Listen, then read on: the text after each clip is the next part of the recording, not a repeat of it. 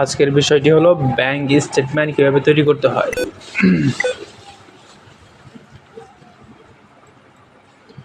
তো আপনারা সবাই দেখতেছেন একটি ব্যাংক স্টেটমেন্ট অলরেডি তৈরি করা আছে। উপরে দেওয়া আছে টাইটেল ব্যাংক স্টেটমেন্ট, এখানে দেওয়া আছে ডেট, ডিটেলস, ডেবিট, উইথড্র, সংক্ষেপে ডিআর, ক্রেডিট ডিপোজিট, ক্রেডিট মানে ডিপোজিট, সিআর ক্রেডিট, ব্যালেন্স। আসলে ব্যাংক স্টেটমেন্ট তৈরি করার পূর্বে যে বিষয়টা আমাদের জানতে হয় সেটা হলো ডেবিট বিষয়টা কি আর ক্রেডিট বিষয়টা কি। ডেবিট হলো উইথড্র, যখন আপনি ব্যাংক থেকে টাকা নেবেন তখন হবে ওইটা ডেবিট ব্যালেন্স। আর যখন আপনি ব্যাংকে টাকা জমা রাখবেন সেটা হবে ক্রেডিট বা ডিপোজিট ব্যালেন্স। তো এইখানে 1 জানুয়ারি 2025 ক্যাশ মানে নগদ টাকা, ক্যাশ মানে নগদ টাকা কী করা হয়েছে, 1 লক্ষ টাকা ডিপোজিট করা হয়েছে, ব্যালেন্সে 1 লাখ টাকা শো করছে। তারপরে জানুয়ারির 2 তারিখে কী করছে, এটিএম থেকে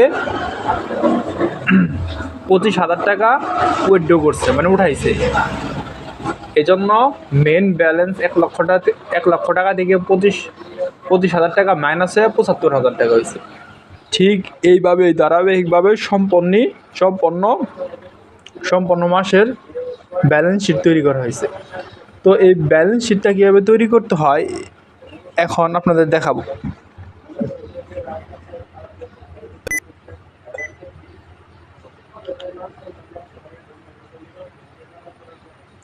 এজন্য পাশে একটি ব্যালেন্স শিট তৈরি করতেছি। প্রথমে লিখব ডেট,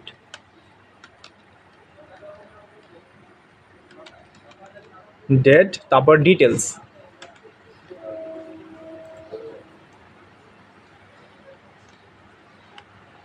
ডেটের পর ডিটেলস,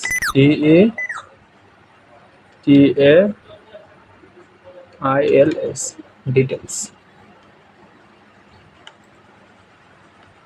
ডিটেলস।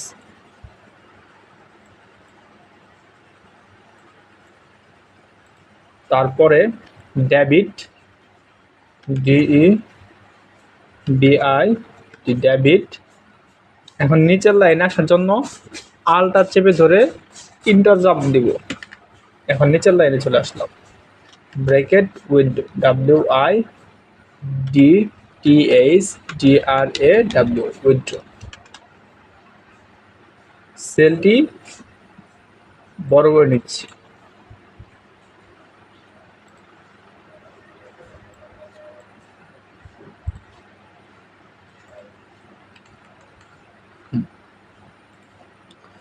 সংক্ষেপে ডিআর। তারপরে ক্রেডিট, CREDIT, ক্রেডিট। নিচের লাইন লেখার জন্য আলটা ইন্টার, ব্র্যাকেট শুরু, DEPOSIT,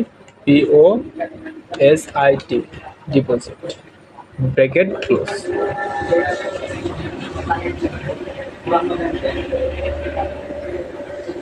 সেন্টার করে নিলাম। শর্টকাট হলো CR ক্রেডিট, তারপরে ব্যালেন্স, BALANCE ব্যালেন্স।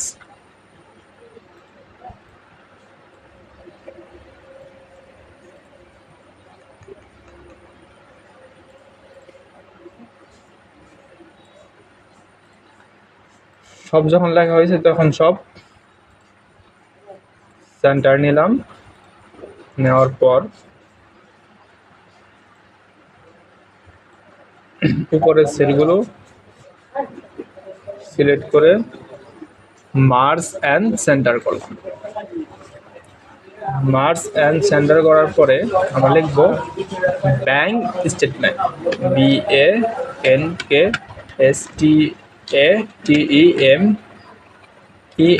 স্টেটমেন্ট। এটা আমরা একদম সেন্টার করে নিলাম। এখন এইখানে তারিখ বসাবো। তারিখ বসানোর জন্য যেমন 1/6/2025 আজকের তারিখটি দিলাম। তারিখ কিন্তু ম্যানুয়ালি 1/6/2025, কিন্তু এখানে করে আমরা ফরম্যাটটা চেঞ্জ করে দেবো। এই ফরম্যাট চেঞ্জ করার জন্য এই যে ক্লিক থাকা অবস্থায় আমরা মাউসের ডান সাইডে ক্লিক করব। ক্লিক করার পর আসবে ফরম্যাট সেল। কিছুক্ষণ অপেক্ষা করার পরে ফরম্যাট সেল শুরু। এই যে তারিখ, মাসটা থাকবে ইংরেজিতে, তারপরে এই যে 1/6/2025, 6/6/2025।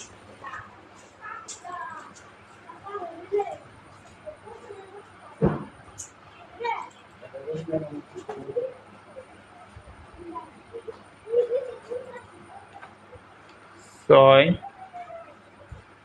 1/6 এখানে দিতে হবে 6, তাহলে 1/6/2025। নিচের দিকে টান দিয়ে জুন মাস শেষ হলো, জুন মাস শেষ 30 তারিখে, 30 পর্যন্ত রাখলাম। তো রাখার পরে ডিটেলস, বিস্তারিত, তারপরে টেবিলটা সুন্দর করে সাজিয়ে নিই। সম্পূর্ণ টেবিল সিলেক্ট করার পরে চলে যাব ফন্ট থেকে বটম বর্ডার, অল বর্ডার দেওয়ার পূর্বে আগে মোর চিহ্নতে ক্লিক করার পরে আসতে হবে লাইন কালার রেড, আবার গেলাম, যাওয়ার পরে লাইন স্টাইল এইটা। এখন অল বর্ডার কালারটা সুন্দর হবে না। এখন প্রথম সেল সিলেক্ট করলাম, সিলেক্ট করার পরে সেলস স্টাইলে গেলাম, যাওয়ার পরে কালার ফন্ট কালার সিলেক্ট করে ফন্ট কালার করব হোয়াইট, সাদাই রয়েছে। পরে লাস্ট ফন্ট কালার করব রেড কালার, রেড। এখন সম্পূর্ণ সিলেক্ট করার পরে ইনক্রিজ দ্য ফন্ট সাইজটা বড় হলো। ক্যালিবারি বডিতে গেলে টাইমস নিউ রোমান ফন্টটা বোল্ড হইল। সম্পূর্ণ সেল সিলেক্ট করলাম, বাল্টি বা শেডিং ফিল কালার, এইখান থেকে ভালো একটা কালার দিলাম। দেওয়ার পর সম্পূর্ণ মাস সিলেক্ট করার পরে একটা কালার দিলাম। তারপরে ডিটেলস। এখন প্রথমেই অ্যাকাউন্ট খোলার পর আমাদের কি করতে হয়, কিছু টাকা অ্যাকাউন্টে রাখতে হয়, ব্যালেন্স। তো ক্যাশ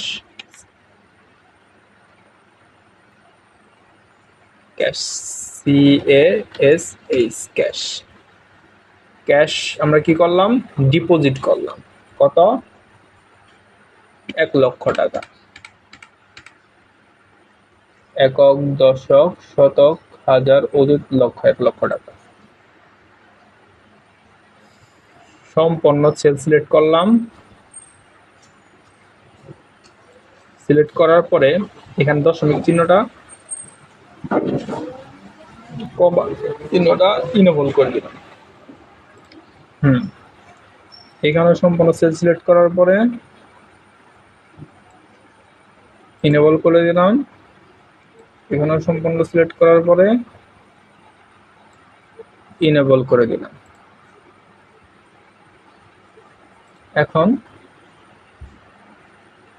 ইকুয়াল ব্যালেন্স, এই টাকাটা কি হলো, যোগ হলো। এখন পড়বে সূত্র, যে যখন আমাদের অ্যাকাউন্টে টাকা রাখবো তখন ব্যালেন্সের সাথে ওই টাকাটা যোগ হবে, মেইন ব্যালেন্সের সাথে এই টাকার সাথে যোগ হবে। আর যখন আমরা টাকাটা উইথড্র করবো বা উঠাবো এখান থেকে, তখন এই জায়গা থেকে টাকা কী হবে, বিয়োগ হবে। তো তার জন্য ইকুয়াল ইকুয়াল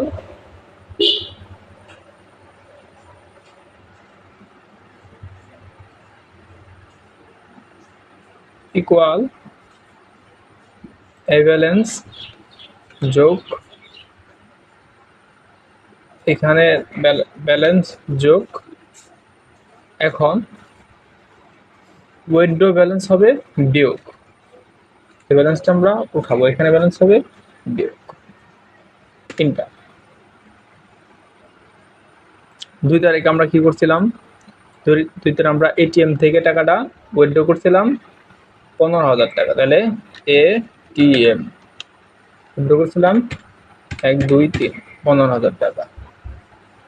তাহলে কি হলো, অটোমেটিক এখান থেকে টাকাটা বিয়োগ হয়ে গেল। মেন ব্যালেন্স এখন কত আছে, 85,000 টাকা।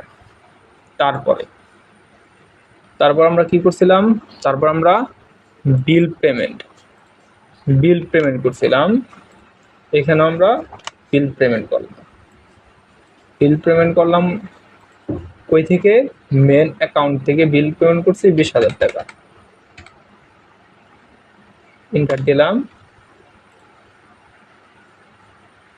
এইখানে ধরে নিচে দিয়ে টানতে দিলাম,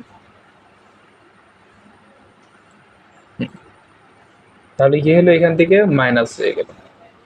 এখন 4 তারিখে আবার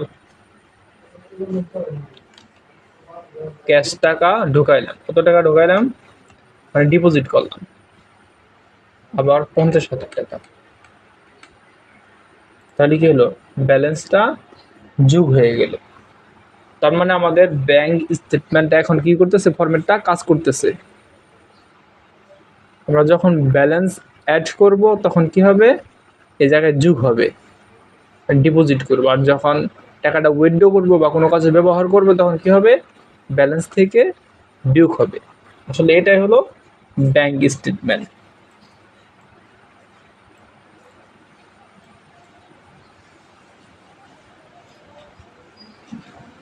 টোটাল টান ধরে রাখলে টোটাল, এখন দেখেন, এখন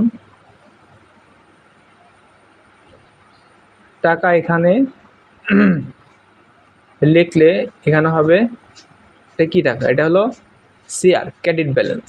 তো সিআর লেখার জন্য আমাদের কিছু সূত্র ইউজ করতে হবে। এটা হলো equal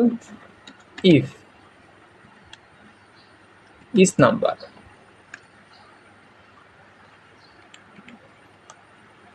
if bracket is number, এখন হলো ভ্যালু হলো এটা, bracket close, comma, double quotation কি, CR, comma, double quotation, bracket close, enter.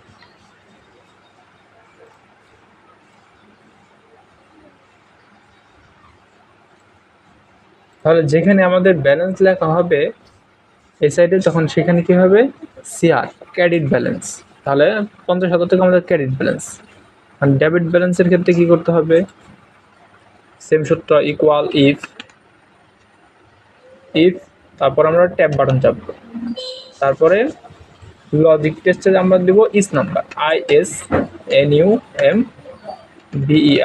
আবার ট্যাব বাটন চাপবো। এখন ভ্যালু কোনটা হবে, ভ্যালু হবে withdraw balance, bracket close, comma, double quotation, DR, double quotation, comma, false value হবে কিছুই না, ব্র্যাকেট ক্লোজ, এন্টার। ধরে নিচে দিকে ড্র্যাগ করে দেব, যখনই ব্যালেন্স হবে তখন এইগুলা শো করবো অটোমেটিক। এখানে যদি কোনো অ্যামাউন্ট লিখি অটোমেটিক এখানে ডিআর আসবে, মানে এটা কি, ডেবিট ব্যালেন্স। এখানে যদি কোনো অ্যামাউন্ট লিখি সেটা কি হবে, সেটা সিআর, মানে কি, ক্রেডিট ব্যালেন্স। তো এই ছিল আজকে